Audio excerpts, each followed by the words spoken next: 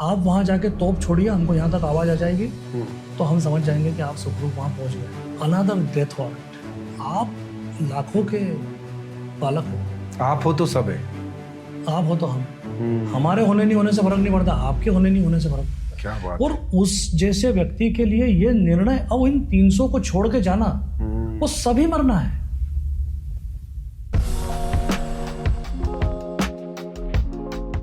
नमस्कार दोस्तों, दी KST show में आपका स्वागत है। आज हम बात करने वाले हैं छत्रपति शिवाजी महाराज पर। कुछ ऐसी उनके जीवन के बारे में जानने वाले हैं, ऐसी घटनाएं जो हमें जानना जरूरी है। और उस विषय में बात करने के लिए आज हमारे साथ है खास मेहमान श्री रंग पेंडालकर जी, जो कि एक राइटर है, थिंकर है और एक बिजनेसमैन है।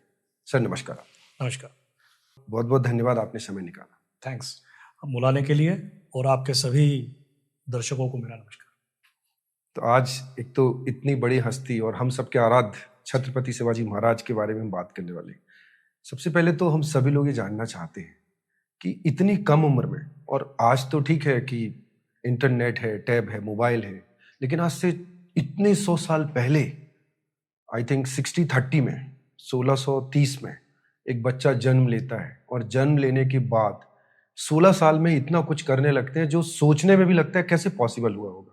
तो उनके बारे में थोड़ा सा जानना चाहते हैं, ये कैसे वो पॉसिबल कर पाए, कैसे संभव हुआ? देखिए, इसका सही जवाब तो है कि कहीं ना कहीं टैलेंट इतनी रहती है किसी व्यक्ति में कि वो बहुत कम उम्र में अपने क्षेत्र के अंदर ऐसे कार्य करने लगते हैं जो सामान्यतः एक्सपेक्टेड नहीं रहता है।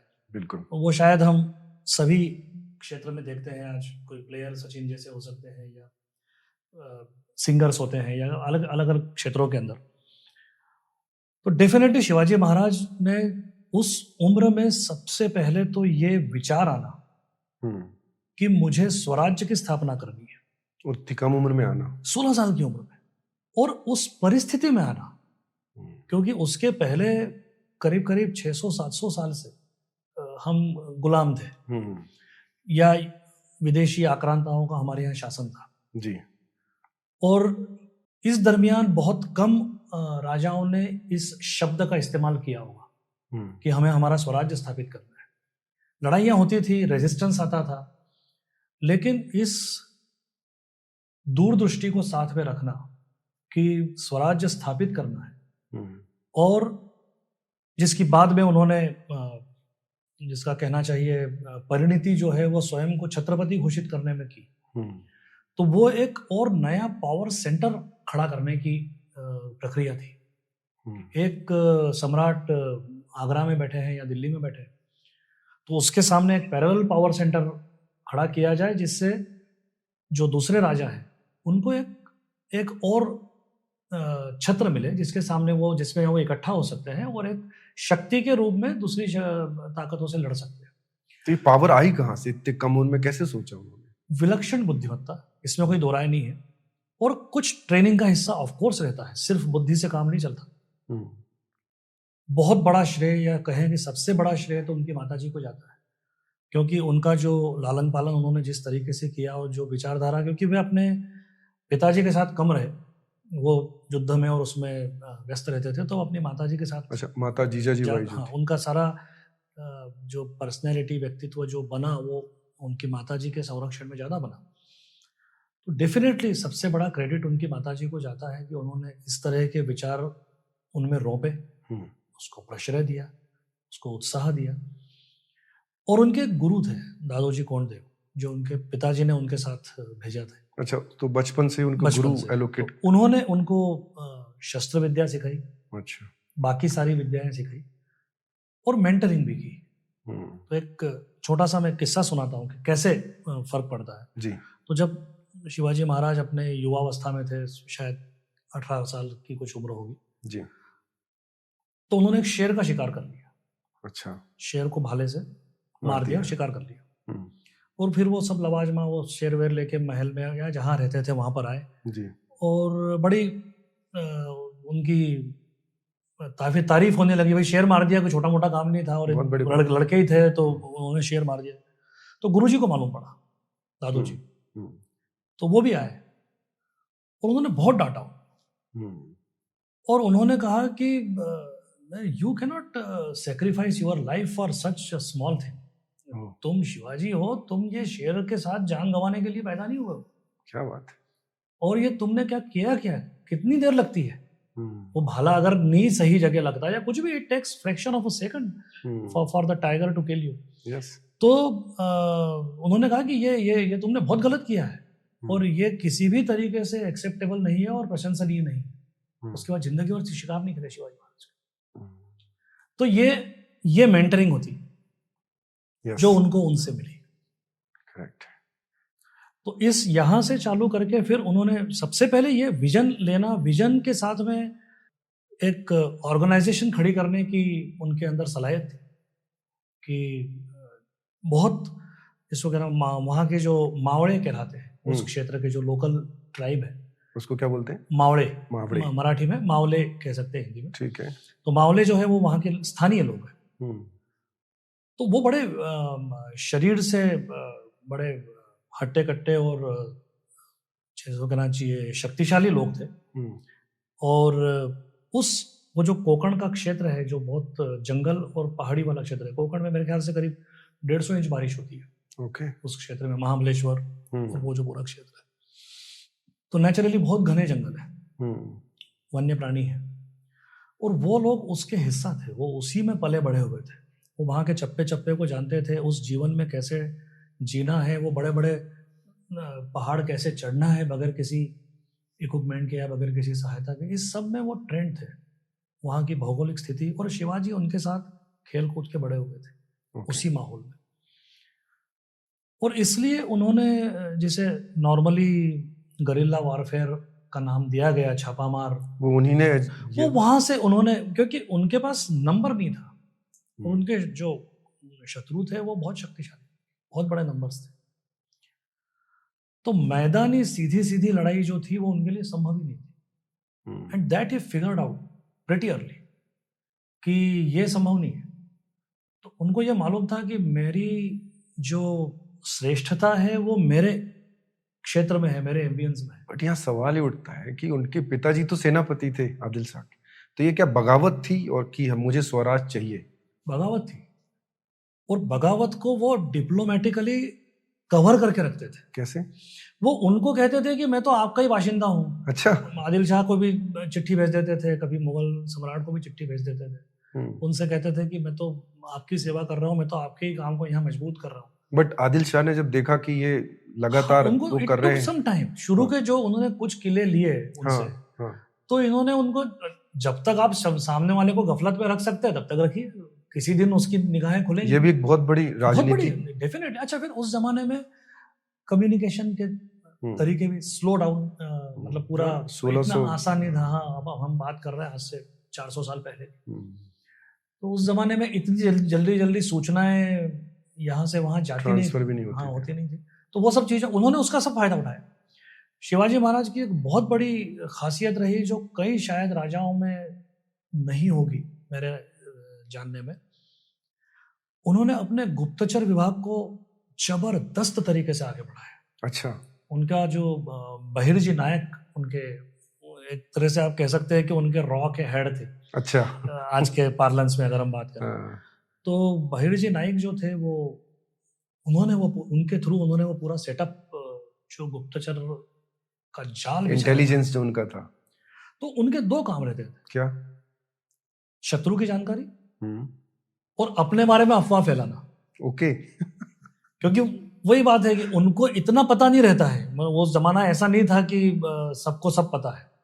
तो कुछ सूचनाएं तो जो मार्केट में मिलेंगी, उनके भी गुप्तचर रहेंगे, उनको भी जो सूचनाएं दी जाएंगी वही वहां पहुंचेंगी. ये भी बहुत बड़ी नीति है कि 100% अपने बारे में रूमर्स फैलाना और उनके बारे में जानकारी लेना. सभी करते थे. थोड़ा सा हिंदुस्तान के राजा शायद इसमें कमजोर थे. Shivaji mastered that art. उन्होंने इसको कई जगह इस्तेमाल किया. तो आदिल शाह को कब लगा कि अब ये मेरे कॉम्पिटिटर है या मुझे खत्म कर सकते? जब उनकी ये स्थिति आ गई कि उनके कई किले चले गए और उनके जो बड़े नायक थे वहां के उस क्षेत्र के, उनको जब इन्होंने हरा दिया, तब फिर उसको ये समझ में आया कि ये तो मामला कुछ हाथ के बाहर जा रहा है. फिर क्या और उसकी कीमत चुकानी पड़ी इनके पिताजी को.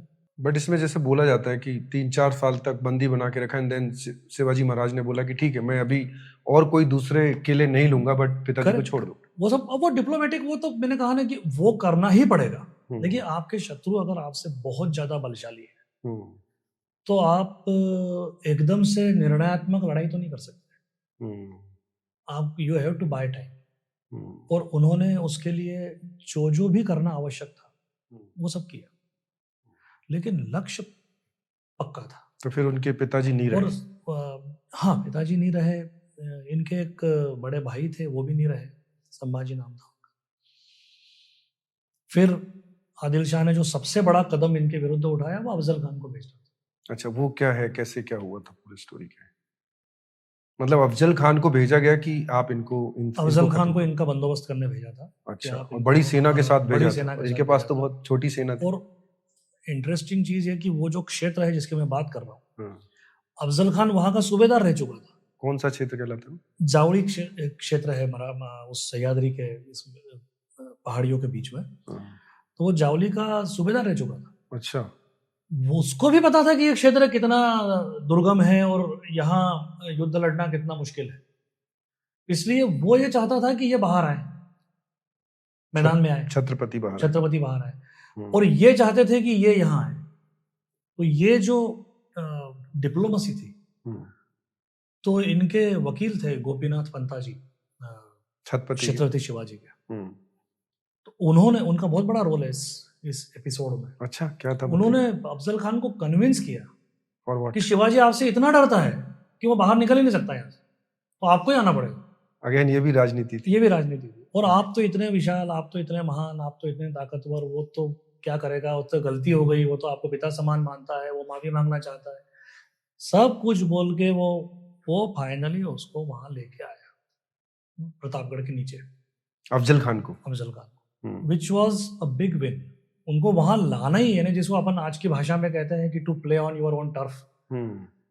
तो सामने वाले को अपने, अच्छा इसके बीच में उसने मंदिर तोड़े बाहर, अफजल ने इनको बाहर निकालने के लिए। अफजल खान भी ऐसा कुछ कर रहा था जिससे ये बाहर आ जाए, पर वो कर रहा था कि ये करूंगा तो बाहर आएंगे, पर वो सब भी सहन करना छत्रपति महाराज के लिए बहुत बड़ी बात है। ये कितना पेशेंस लगता है। और कई बार आज के पार्लेंस में अगर मैं उसको अपन कंपेयर करें, तो जो शीर्ष नेतृत्व रहता है उसको क्या दिख रहा है और वो किस चीज के लिए कौन सा कॉम्प्रोमाइज कर रहा है या किस चीज के लिए क्या कीमत अदा कर रहा है, ये कई बार प्रजा को पता नहीं रहता, निचले स्तर पे उसकी आइडिया नहीं लगती। तो उस समय भी क्या प्रजा सोच रही थी कि क्या हो रहा है? सोचती होगी डेफिनेटली कि भाई अब ये मंदिर टूट रहे हैं, मूर्तियां टूट रही है और आप तो वहां बैठे हो, कोई तो सोचता होगा, किसी न किसी के तो मन में आया होगा, लेकिन ये बने रहे।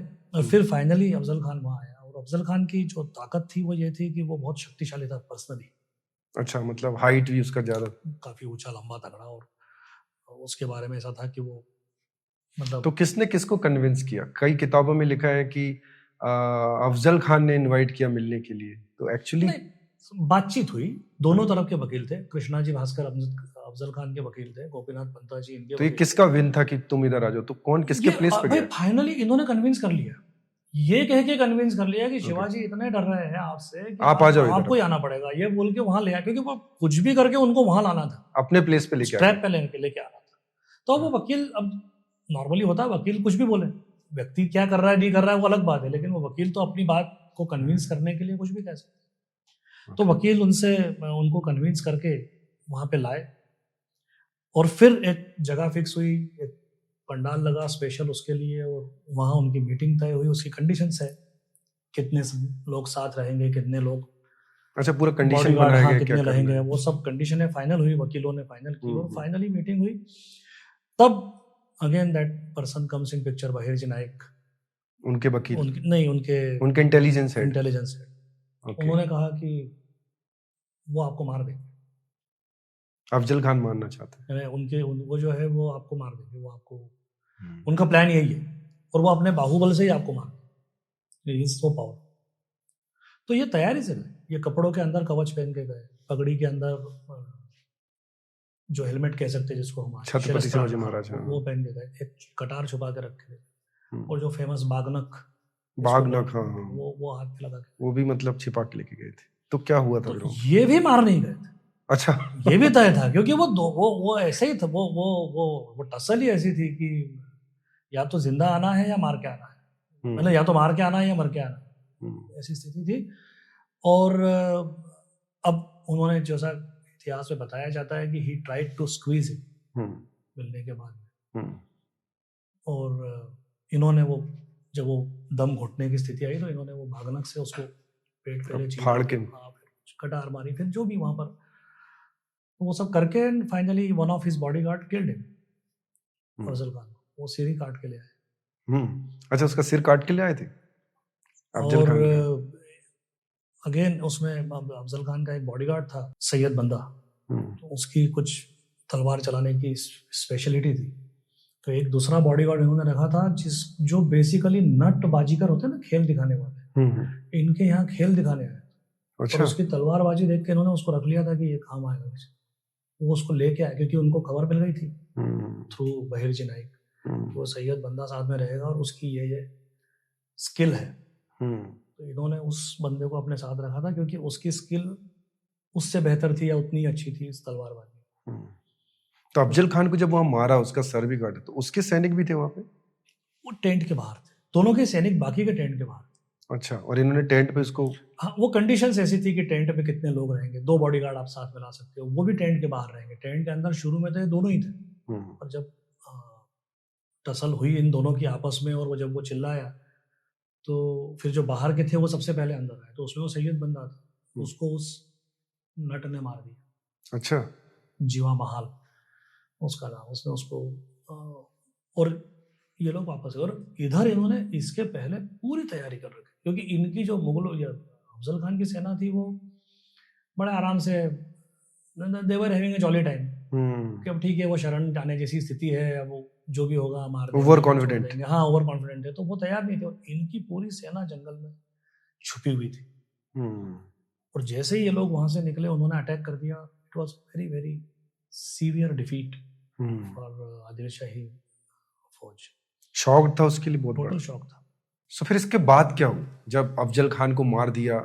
और अच्छी बात है कि उन्होंने इस तरह से भी प्लान किया था, मेटिकुलस प्लान, बहुत में। और ये शिवाजी महाराज की बहुत बड़ी विशेषता थी कि वो इतनी माइन्यूट लेवल की प्लानिंग करते थे कि यानी उनके ऐसे पत्र हैं कि जिसमें वो अपने किसी सेना नायक को ऑर्डर दे रहे हैं, बता रहे हैं कि तेरे को यहाँ से निकलना है, यहाँ से तेरे को वहां जाना है, फिर तू इतने दिन में यहाँ फला जगह पहुंचेगा, तो वहां जाके घोड़ों की नाल चेंज कर लेना क्योंकि इसके बाद लोहार नहीं मिलेंगे। ओह माय गॉड, इतनी तो ये भी वो लिख के दे रहा है।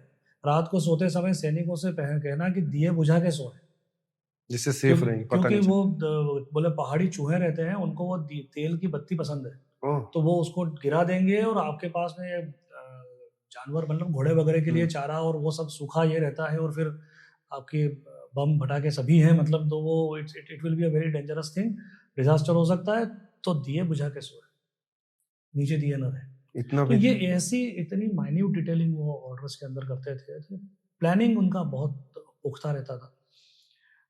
अफजल खान को मारने के बाद इतनी बड़ी विजय थी, बहुत बड़ी विजय थी, उसका इम्पैक्ट बहुत ज्यादा था। जहां जहां वो खबर पहुंची लोग हक्के बक्के रह गए, और कई लोग तो शिवाजी से मिल गए इस चक्कर में कि भाई अब इनसे क्या दुश्मनी, अफजल खान को मार दिया। और मजे की बात यह है कि उन्होंने वो विक्ट्री के बाद कोई जश्न मनाने में समय नहीं बिताया। फिर क्या किया? उन्होंने तो किले जीतना चालू कर दिए, क्योंकि उनको भी मालूम था कि शॉक ट्रीटमेंट है। तो अभी इस सदमे से उबरने तक जितना फायदा अपन ले सकते हैं आजू बाजू में, उतना फायदा अपन ले ले। तो उन्होंने कई आजू बाजू के किले उस दौर में, उसके तुरंत बाद आने वाले महीनों में तुरंत स्टार्ट कर दिया, कंटिन्यूअसली ऑन कैंपेन वॉर उन्होंने और करके, और उसका बेनिफिट उठाया। तो अपॉर्चुनिटी, एक बड़ी विक्ट्री मिलने के बाद उसको सेलिब्रेट करें कि उसके इम्पैक्ट को एनकैश करें, तो उन्होंने एनकैश किया। ये मैच्योरिटी और ये सब करते समय भी उनकी उम्र तो बहुत कम थी, वाज वेरी यंग, मतलब I am not very sure about the year, पर मुझे लगता है 25-30 साल की एज बहुत मुश्किल होगी उनकी। अच्छा, ये 25-30 साल की उम्र की बात हो रही है? आई डोंट थिंक सो कि it is more than that. तो बहुत यंग थे, but he was so mature in that age also. और उसकी वजह से फिर उनका एक नाम भी हो गया। और कई बार क्या होता है, जैसे अब शिवाजी महाराज के बारे में हम बात कर रहे हैं इतने पिछले कुछ समय से, आधे घंटे से 20 मिनट से, तो हम उनकी लड़ाइयों की बात करते हैं, उनके उनके बहादुरी की बात करते हैं, प्लानिंग की बात करते हैं। पर एक बात हमको ये भी ध्यान में रखनी चाहिए कि बहुत राजा हो गए इतिहास में जिन्होंने बहुत लड़ाइयाँ जीती होंगी और अच्छा उन्होंने शौर्य दिखाया होगा, सब कुछ होगा, ये कोई एक यूनिक नहीं है बिल्कुल उस दृष्टि से। पर फिर 400 साल बाद नाम तो उनका है, सबका नहीं होता। तो ये इसकी वजह मुझे ऐसा लगता है कि ये तो है, ये उसका एक हिस्सा है उनके व्यक्तित्व का। Are you a great warrior, are you a great king, are you a great person, वो सभी थे। तो ये यहाँ फिर चीजों का कैनवास बढ़ता चला जाता है। वॉरियर बहुत उसमें से एक हिस्सा है।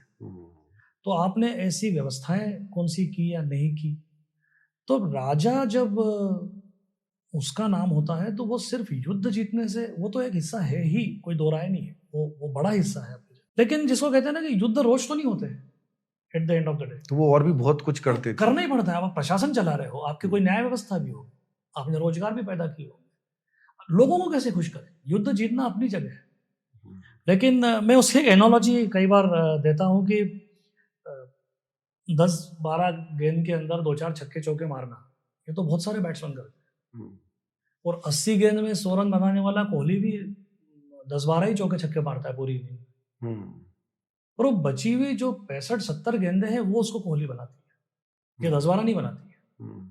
तो ये जो एक जिसको कहना चाहिए प्लेटफॉर्म क्रिएट किया जाता है बहुत बड़ा, वो उसकी चर्चा नहीं होती है। जब भी बातचीत होगी तो वो बात तो चौके छक्कों की होती है। और उसके अलावा जो उसने 60-70 गेंदें खेली है, वो कैसे खेली है, वो उसको वहां लेके जाती है। तो वो सिर्फ युद्ध में कौशल नहीं थे, पूरी प्रजा भी खुश थी और डेवलपमेंट के लिए बहुत काम करती। आप सोचिए कि प्रजा उनसे वफादार थी कह लीजिए, प्यार करती थी, या उनसे प्यार करती थी कह लीजिए, कि बहुत विपरीत परिस्थितियां आई उनके रहते, लेकिन कभी भी प्रजा ने उनके विरुद्ध कोई किसी और से मिल गए हो या उनके लोगों ने उनका विरोध करना चालू कर दिया हो, ऐसा कभी नहीं हुआ। क्योंकि उन्होंने कहीं ना कहीं एक कैरेक्टर गढ़ा आम जनता के अंदर। शिवाजी महाराज ने अपनी पूरी प्रजा को ही लड़ाका बना दिया। क्योंकि आप ये सोचिए कि 1680 में शिवाजी महाराज एक्सपायर हो और 1761 में पानीपत का पहले युद्ध में मराठे पानीपत में लड़ रहे थे। और उसके बाद अंग्रेजों को जो भारत मिला वो एक तरह से सबसे बड़ा आधिपत्य, सबसे बड़े क्षेत्र पे उस समय मराठों का था। 1857 में कानपुर में नाना साहब पेशवा और तात्या टोपे, और झांसी में झांसी की रानी, ये सब मराठी। तो ये वहां तक जाके और शासन कर रहे थे। मतलब ये सब छत्रपति शिवाजी महाराज तैयार करके गए। कल्चर वहां था, वो उन्होंने जो जनता को योद्धा बनाया, जगाया, योद्धा बनाया, ट्रेंड किया, उनकी मानसिकता बनाई। क्योंकि योद्धा बनाना दूर से देखने में बड़ा कैरिस्मेटिक और बड़ा रोमांटिक लग सकता है, पर योद्धा बनने का मतलब है जान जाएगी, हाथ पैर टूटेंगे, परिवार में हानि होगी, जनहानि होगी, ये सब होगा। और होता ही था, क्योंकि हर साल युद्ध लड़ने पड़ते थे। हमारे जिन क्षेत्रों में मराठा साम्राज्य का प्रभाव रहा है, उन क्षेत्रों में दशहरे के लिए एक शब्द इस्तेमाल होता है, सीमोल्लंघन। अच्छा, ये क्या है? सीमा लांघने का दिन। ओके। दशहरे के दिन शस्त्र पूजा होती थी, और दशहरे के दिन एक रिवाज था कि आज भी होती है, वो पूजा तो आज भी होती है। पर आई रियली डाउट कि वो पूरे इंडिया में होती है क्या, यानी राजस्थान में, या मान लीजिए अब होने लगी हो पिछले कुछ वर्षों के प्रभाव में, तो ठीक है, पर महाराष्ट्र में और महाराष्ट्र प्रभावित क्षेत्र में ये रिवाज बहुत पुराना है।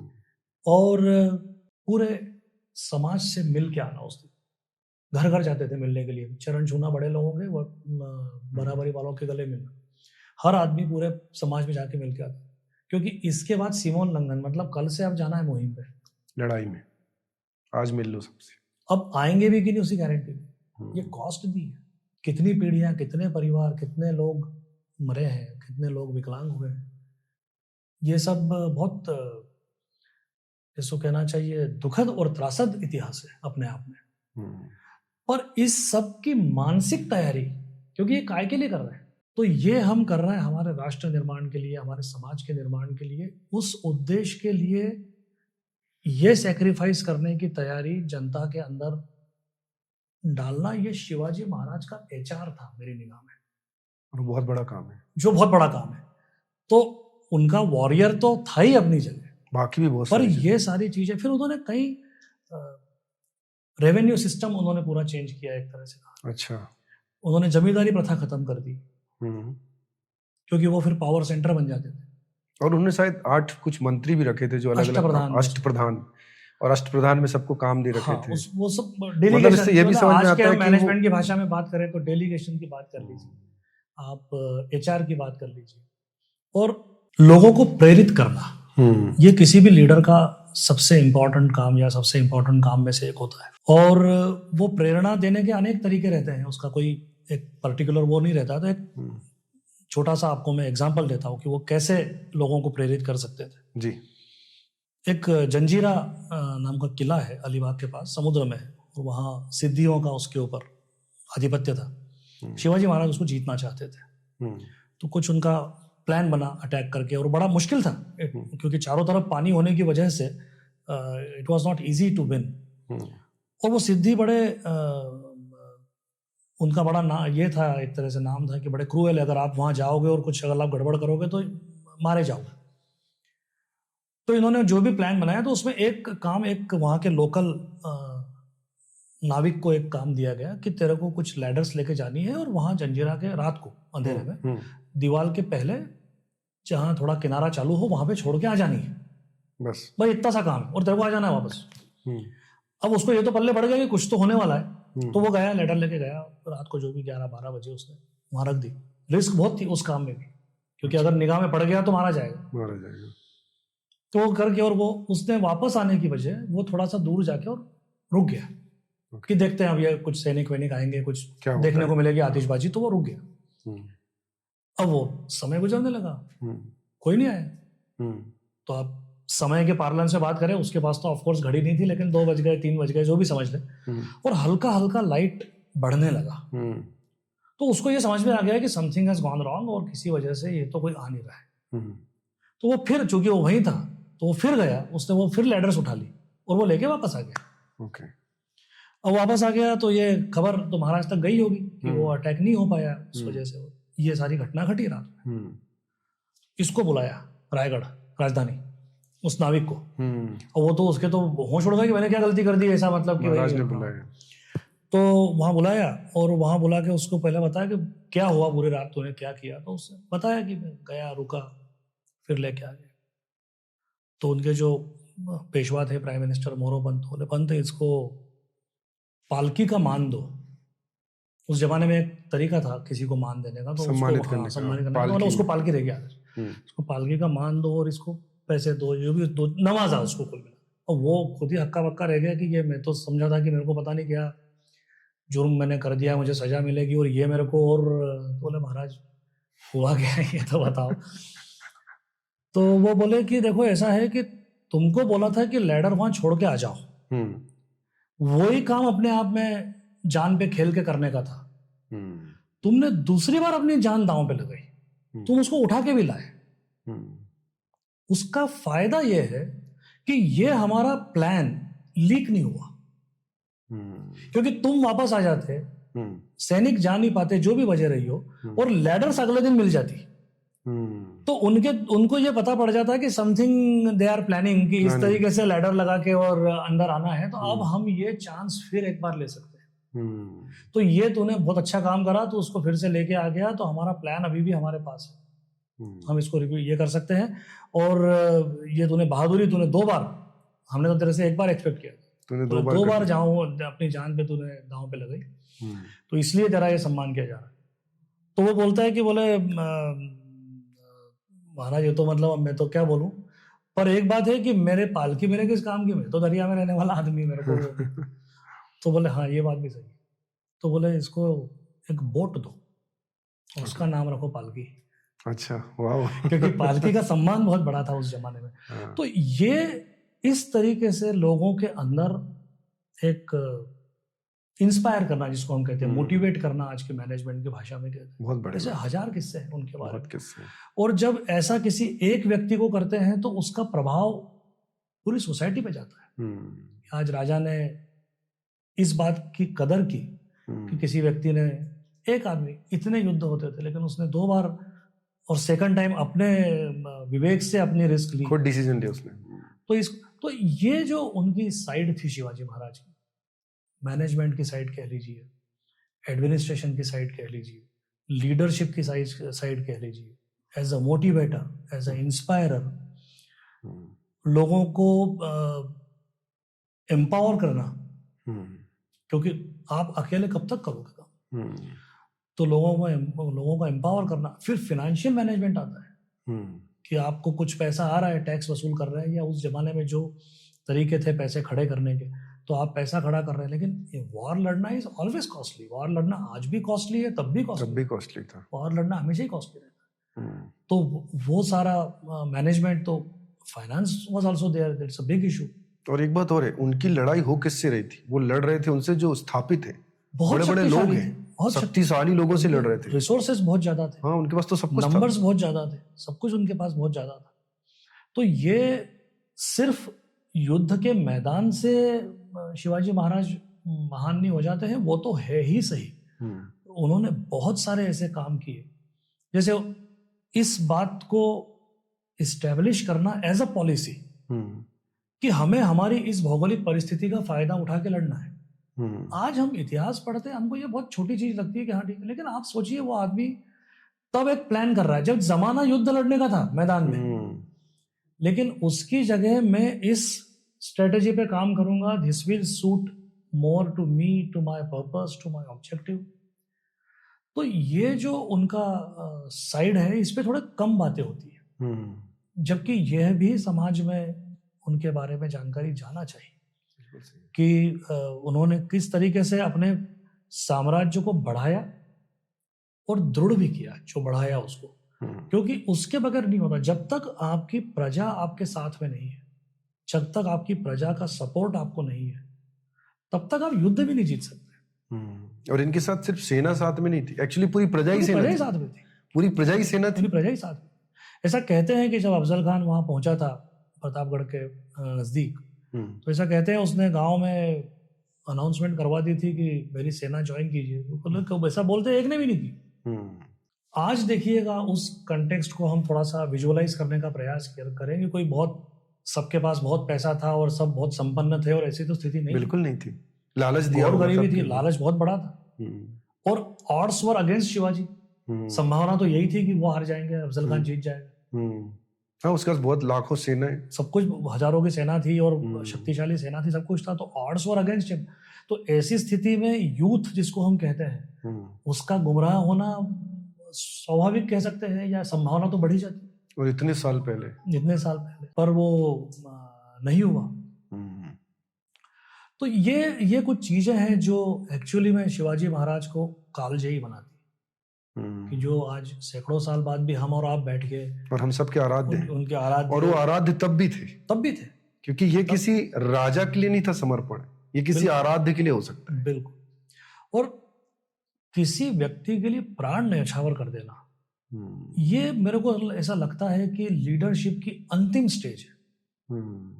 आज हम भी किसी को मान लीजिए लीडर मानते हैं, कॉर्पोरेट लाइफ में कोई लीडर हो सकता है आपका, या पारिवारिक स्तर पर कोई लीडर हो सकता है, कहीं भी। जान किसके लिए देंगे? लेकिन लोगों ने ऐसी जान दी है कि तश्तरी पे रख के, मतलब एक सेकंड सोचने का काम नहीं उसमें, 100% श्योर है कि जान बट खड़े हैं। आगरा में से जब शिवाजी महाराज वहां से, फिर क्या हुआ था उनको, वो वाला क्या है, जब औरंगजेब ने उनको बुलाया था और उस स्टेज पे उनको कुछ शायद सही से बैठने को नहीं मिला था, तो दरबार में उनको सही जगह, उनको सम्मान नहीं मिला, वहीं पे उन्होंने बगावत कर दी कि ये बर्दाश्त नहीं, ये बर्दाश्त नहीं कर सकता मैं। तो फिर क्या हुआ था, क्या है, उनको नजरबंद कर लिया था। अच्छा, वहीं पे? हाँ, और मतलब बाहर जो निकले, तो जहां उनको रोका गया था, तो ऐसा जेल में नहीं डाला जिसको कहना चाहिए, पर नजरबंद जिसको कहते हैं, आप जहां रह रहे हो, साथ में बेटे को भी संभाजी, बेटे को भी, उनके साथ जो भी और उनके लोग थे। तो बुलाया क्यों था? वहां पे मीटिंग हो रहा था, क्या हो रहा था? औरंगजेब ने बुलाया था? नहीं, औरंगजेब ने मिर्जा राजा जयसिंह को महाराष्ट्र भेजा था शिवाजी से युद्ध करने। अच्छा। और पुरंदर की संधि के नाम से वो संधि प्रसिद्ध है। फिर वो वापस तो हाँ, उनको एक संधि करनी पड़ी शिवाजी महाराज को, अपने 23 किले जयसिंह को सौंपने पड़े। और उसमें फिर जयसिंह ने कहा कि आप जाइए।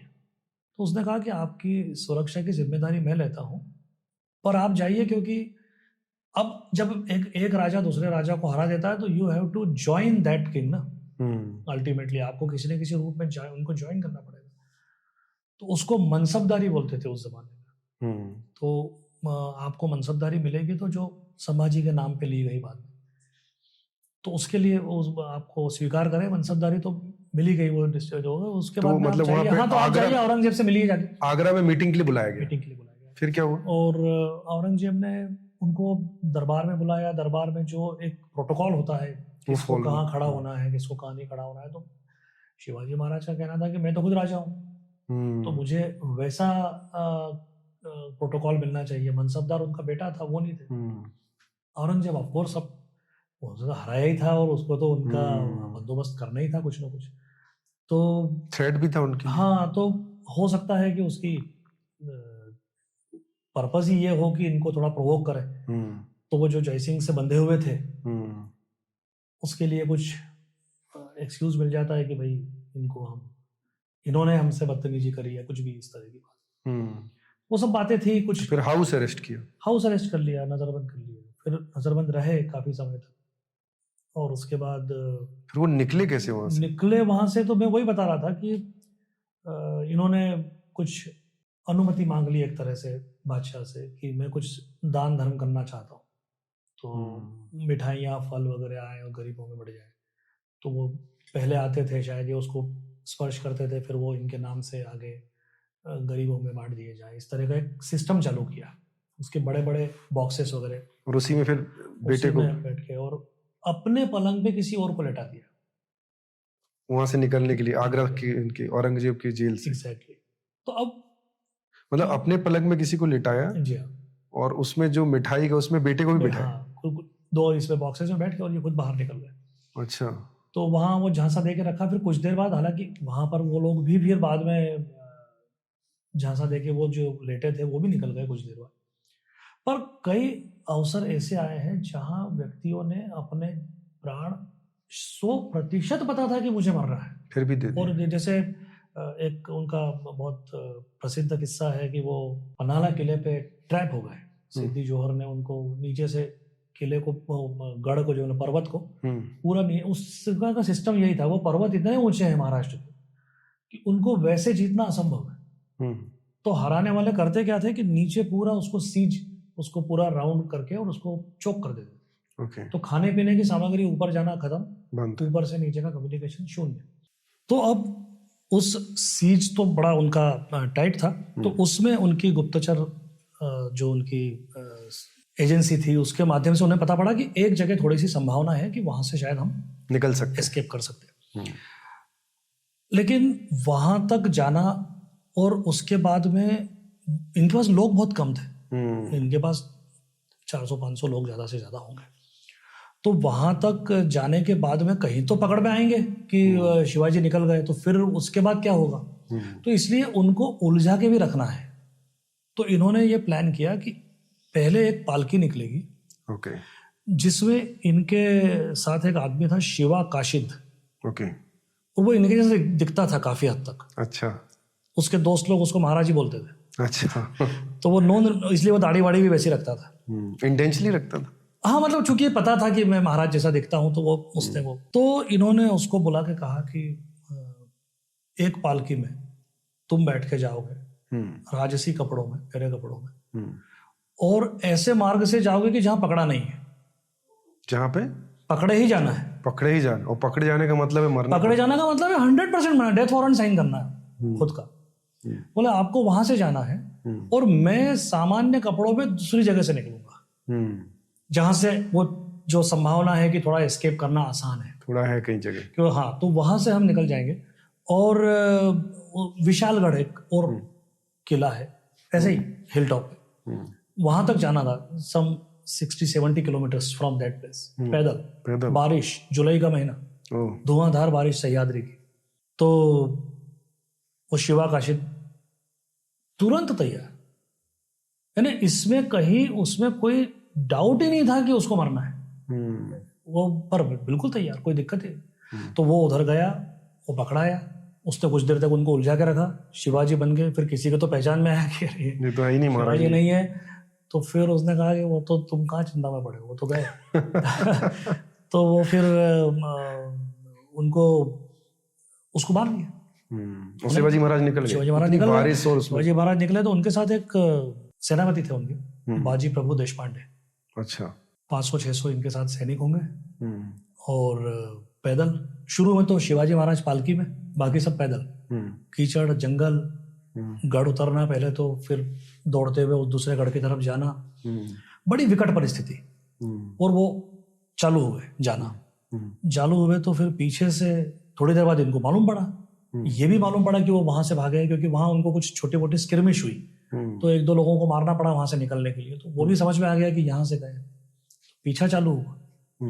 अब पीछा चालू हुआ तो 2-3 हजार की फौज पीछे से, घोड़े पे, पैदल, जैसे भी। तो एक पैसेज आता है रास्ते में, तो दोनों तरफ ऐसी ऊंची पहाड़ी तो नहीं कहूंगा, ऊंचाई वाली कगार इसको बोलते हैं, बीच में पूरा खाई, और बीच में खाई, वैली बड़ी नैरो सी। तो उस जगह का नाम था घोड़खिंड। खिंड, तो खिंड मतलब गलियारा कह लो, पैसेज मराठी। तो बाजी प्रभु ने कहा कि महाराज वहां पहुंचते पहुंचते सुबह हो गई। अच्छा। रात भर भूखे प्यासे, बारिश हो रही थी जो पानी पी लेने के, और दौड़ते हुए कंटिन्यूअस सब जगह रहे। बाजी प्रभु ने कहा कि अब इसके आगे वो दिखने लग गया दुश्मन पीछे, मैं यहाँ इनको रोक सकता हूँ because of that narrow passage. अच्छा, वो उनको पार करना ही है, उसके बगैर वो भी आगे नहीं आएंगे। अच्छा। वहां विशालगढ़ तक जाने के लिए वो बीच में खाई, वो बीच में वो जो जगह है, वो पैसेज उनको क्रॉस करना ही पड़ेगा, there is no other way. तो पैसेज उनको क्रॉस करना पड़ेगा, और चूंकि पैसेज इतना नैरो है तो हम कम लोग भी उनको रोक लेंगे। तो आधे लोगों को लेके आप जाइए आगे, और आधे लोगों को लेके मैं इनको रोकता हूँ। आप वहां जाके तोप छोड़िए, हमको यहाँ तक आवाज आ जाएगी तो हम समझ जाएंगे कि आप सुखरूप वहां पहुंच गए। Another death warrant. मतलब चिंता यही थी कि आप सुरक्षित, आप पहुंच जाओ। और वो मतलब उनका ये रहता था ना कि आप लाखों के पालक हो, आप हो तो सब है, आप हो तो हम है। हमारे होने नहीं होने से फर्क नहीं पड़ता, आपके होने नहीं होने से फर्क पड़ता। क्या बात। और उस जैसे व्यक्ति के लिए ये निर्णय, अब इन 300 को छोड़ के जाना, वो सभी मरना है। तो it is a big emotional challenge for that person also, जाने वाले के लिए, कि अब मैं इनको, जो मेरे लिए जान देने को तैयार है, उनको वास्तव में जान देने के लिए छोड़ देना, it's not easy emotionally, it's very challenging. अच्छा, जहां जाना था वहां भी नीचे सीज, वहां भी घेरा था छोटा मोटा, तो इनको भी कुछ सैनिक चाहिए साथ में, क्योंकि वहां भी उस घेरे को तोड़ के फिर आप ऊपर जा पाओगे। पहुंचे, तोप छोड़ी। बाजी प्रभु देशपांडे के बारे में कहा जाता है कि वो दोनों हाथ में तलवार लेके, और उन्होंने दुश्मन को रोक के रखा, सारे सैनिकों ने रोक के रखा। बाजी प्रभु को एक बंदूक बहुत कम थी तब तक, बहुत रेयरली यूज होती थी, तो वो किसी ने यूज की, उनको गोली लगी, गिर गए नीचे, बेहोश हो गए। होश में आए, होश में आके पूछते हैं कि तोप छूटी क्या? तब भी चिंता एक ही थी। बोले नहीं। तो बोले फिर बाजी बाबू मरेगा कैसे? अगेन फॉट, तोप की आवाज आने तक सब मर गए, शिवाजी महाराज पहुंच गए। तो ये जो कैरेक्टर उन्होंने क्रिएट किया, ये जो मोटिवेशन का लेवल उन्होंने अपने समाज के अंदर बनाया, that makes Shivaji Maharaj greater than the greatest. क्योंकि ये आसान नहीं होता है। इंडिविजुअल वॉर बैटल तो कई राजा जीत लेते हैं, जीतते ही होता ही था, उस जमाने में आम था। तो मुझे ऐसा लगता है कि ये वो बातें थी जो शिवाजी महाराज को बाकी लोगों से अलग करते हैं। फिर वहां कैसे बाहर आए? आगरा से जब वो आ गए बाहर, तो फिर क्या हुआ? वापस लड़ाई हुई? वापस क्या हुआ? फिर पूरा साम्राज्य खड़ा किया, और बड़ा। शिवाजी महाराज, ये सब वो कर रहे थे। महाराज की जब मृत्यु हुई तब 300 किले थे उनके पास। अच्छा। महाराष्ट्र में। और अगेन विजनरी जिसको कहते हैं, विजनरी थे। हाँ, तो उन्होंने उनका एक किला उन्होंने खरीदा, जीता नहीं, तमिलनाडु में। अच्छा। वो बहुत दूर था। और उस जगह का नाम है जिंजी। तो जिंजी का ऐसे ही पहाड़ के ऊपर किला है। तमिलनाडु में अगर आप कांचीपुरम जाएंगे तो रास्ते में आता है, या तिरुवन्नामलई एक जगह है वहां पर पास में पड़ता है। तो वो जो किला उन्होंने लिया, उसका पर्पस क्या पर्पस? तो उनको ये मालूम था कि कभी तो औरंगजेब नीचे आएगा, फिर वही मेरी टर्फ पे आना पड़ेगा। इतना उत्पात खड़ा करो कि आपको फाइनली यहाँ आना पड़ेगा, क्योंकि बाकी सब तो आपने आजमा लिए, इसको भेज दिया, उसको भेज दिया, उसको भेज दिया, सब हो गया। कभी तो आपको खुद को आना पड़ेगा, और आना पड़ेगा तो वो लड़ाई बहुत बड़ी रहेगी। मतलब वो भी प्लान कर लिया था उन्होंने, औरंगजेब को मारना है, लंबी चलेगी। So that was his plan B, कि अगर मेरी महाराष्ट्र की राजधानी भी चली गई, रायगढ़ भी अगर चला गया, और वो फिर काम पड़ा राजाराम महाराज को, उनको जिंजी में जाना पड़ा, उस दिन वो काम आया।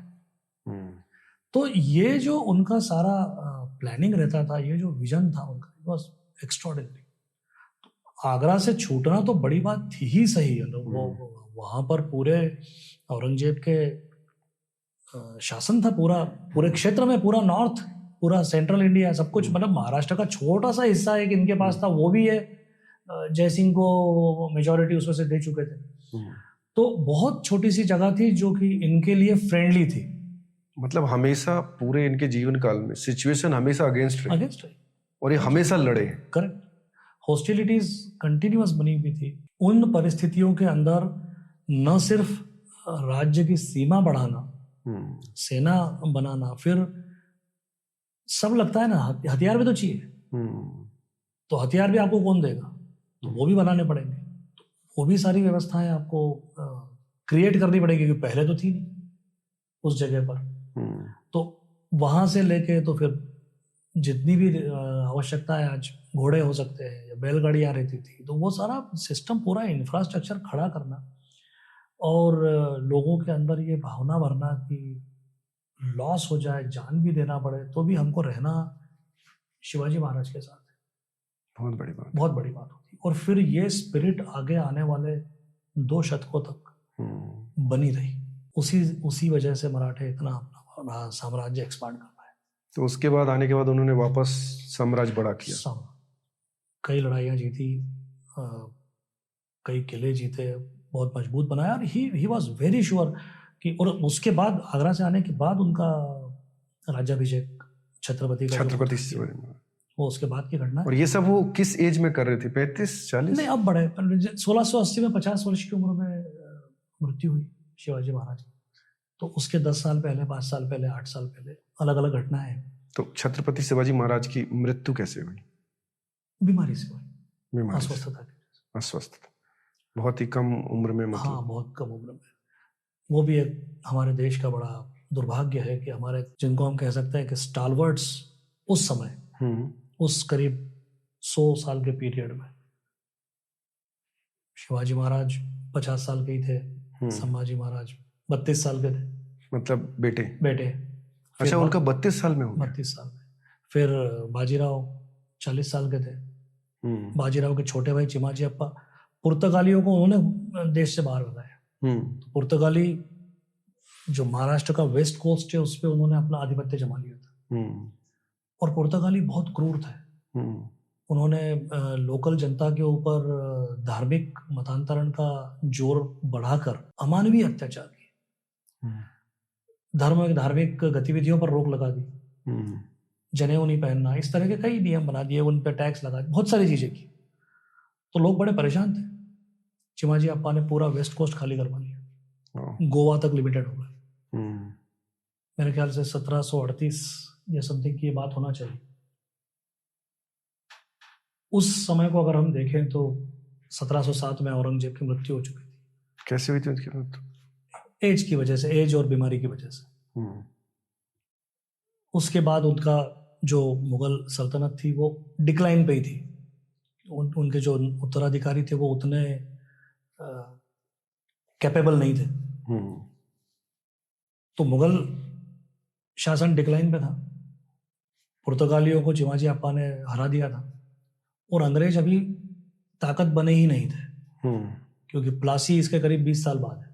जहां से अंग्रेजों का ताकत बनना चालू हुआ। तो फिर इनकी कैसे मृत्यु हुई, जो आप बोले थे कम उम्र में? तो शिवाजी अप्पा भी बीमारी से गए, बाजीराव भी बीमारी से गए। बाजीराव को तो लू लग गई अपने खरगोन के पास रावेरखेड़ी, तो उनको तो अच्छा लू लग गया, हीट स्ट्रोक से, और निमाड़ की गर्मी थी, हीट स्ट्रोक से उनकी मृत्यु हुई।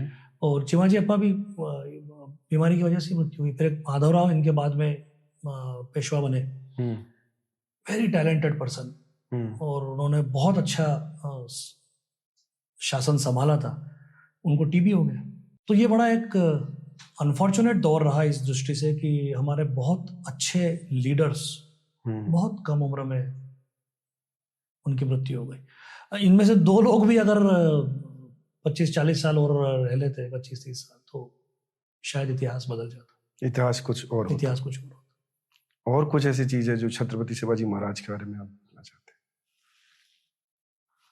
तो बहुत सारी चीजें छत्रपति शिवाजी महाराज का विषय ऐसा है, पर मुझे लगता है कि डिटेलिंग बहुत छोटे छोटे किस्से उनके बारे में अलग अलग हो सकते हैं, लेकिन जो मुख्य बातें हैं उनके संदर्भ में या उनके व्यक्तित्व के संबंध में, या जो उन्होंने प्रशासनिक सुधार भी किए, तो अब जैसे उन्होंने हाथियों से युद्ध लड़ने की प्रथा बंद कर दी थी।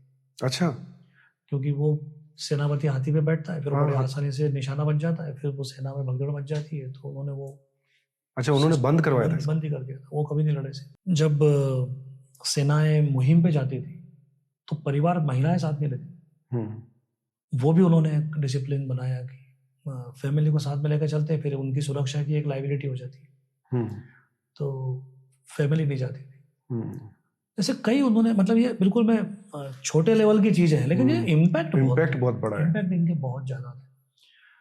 तो अपनी जो सीमाएं हैं, उन सीमाओं के अंदर हम अधिकतम लाभ कैसे उठा सकते हैं, ये शिवाजी महाराज की बहुत बड़ी खासियत थी, और ये उनकी एक बहुत बड़ी लीगेसी है एक तरह से, अगर हम उनको जो चली आ रही इस दृष्टि से देखें कि limited resources, everything, odds are completely against you, और उसमें आप ऐसा हिमालयन लक्ष्य खड़ा करते हो स्वराज्य जैसे, और फिर उसको लेके ऐसे सिर्फ बातें नहीं कि सिर्फ बात हो रही है, उसको पाने के लिए, उस ऑब्जेक्टिव को हासिल करने के लिए इतनी इमैक्युलेट प्लानिंग, तैयारी, कब पीछे कदम खींचना, ये भी आवश्यकता पड़े तो क्यों, कब कभी किसी जगह कॉम्प्रोमाइज करना, जिसको कहते हैं ना कि battles are lost for winning the Wars.